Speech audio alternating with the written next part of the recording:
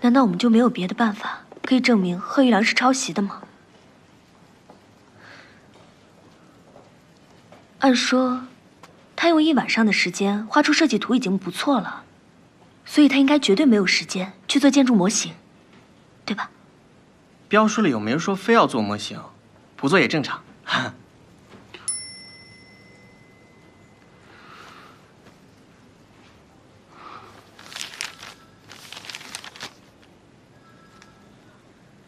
他把船帆造型给去掉了。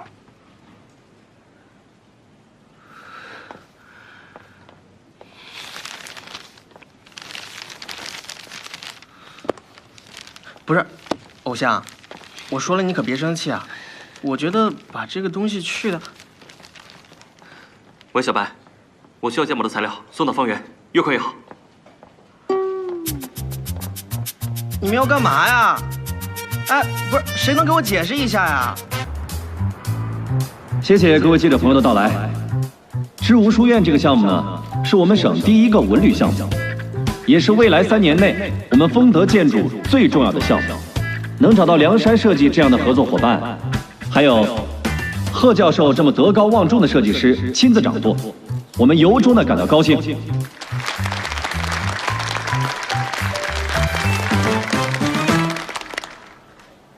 谢谢韦总。能够参加这个具有深远意义的项目，我本人以及梁山设计的全体员工都深感荣幸。我们一定尽全力，把知无书院打造成全省乃至全国的地标性建筑。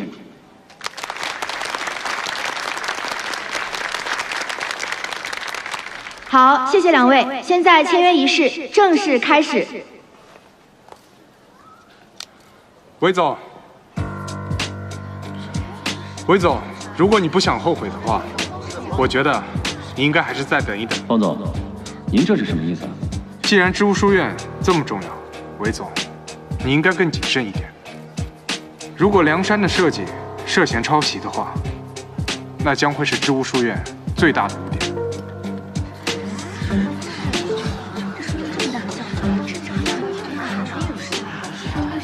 方志友，念及你是我的学生，有些事儿我不愿跟你计较。你还倒打一耙，你为了知无书院的项目偷了我的设计，你还敢来找我？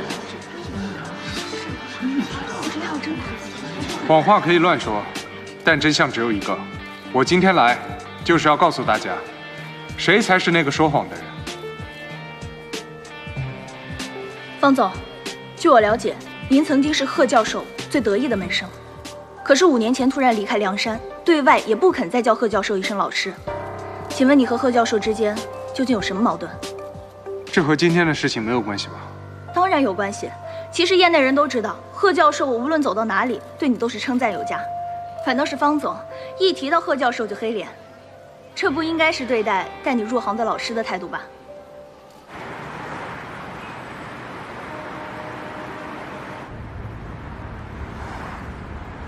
你真想好了？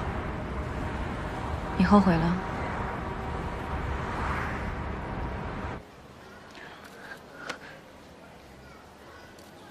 你的意思，大家都明白。你无非就是想说，我们方总因为和贺教授的私人恩怨，抄袭了设计，还跑到这儿来捣乱，对吧？我只是在陈述事实，至于别人怎么想，那是他们的自由。事实，人们总以为自己说的是事实，但其实说的都是别人想听到的事实而已。可是我认识一个人，他从不关心别人想听什么，不想听什么，他关心的只有事情的真相。所以韦总，您是想听别人口中的事实，还是想亲自挖掘事情的真相？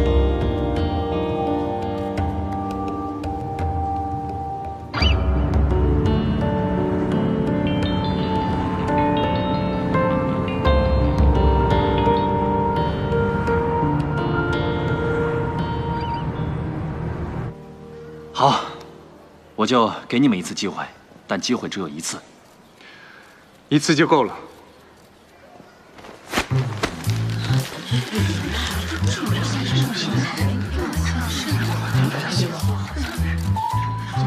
大家请看，这个是方圆公司的设计图，这个是根据方圆设计图制作出来的模型，那个是梁山设计的，交给丰德建筑的设计图，很像对吧？我想，就算不是专业人士，也可以看出来，这一定是其中一个抄了另一个。那请大家看一下，这两个之间最大的区别是什么？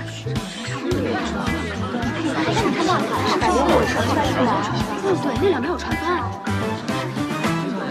没错，就是这两个船帆造型。韦总，我想您一看就会觉得这两个船帆造型很多余，是吧？那就让方总给大家解释一下，为什么加这两个多余的船帆造型。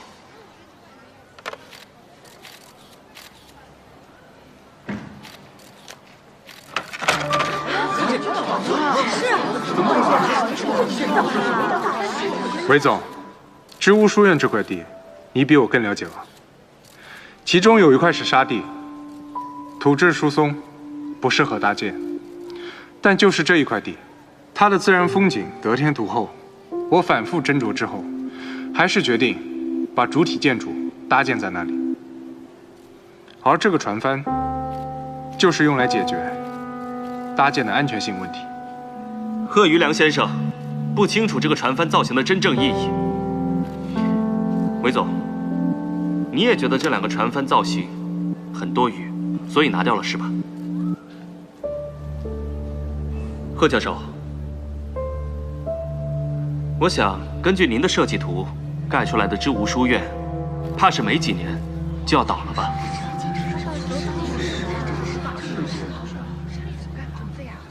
这能证明什么？只能证明我的设计有瑕疵。你根本就证明不了我抄袭。我能证明。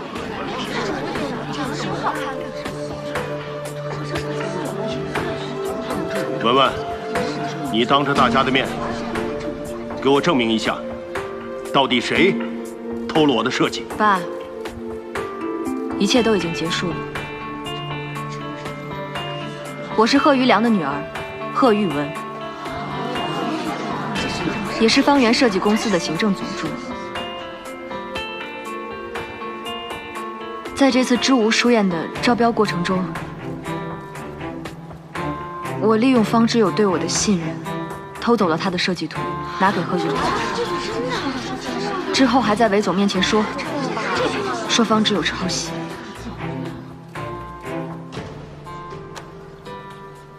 这就是事情的全部真相。文文，他给你灌了什么迷魂汤？你那么向着他，我是你爸。就因为你是我爸，我不能看着你一错再错。还有，5年前，贺余良凭借天一美术馆的设计，获得了设计大师奖。贺宇文，那个设计就是。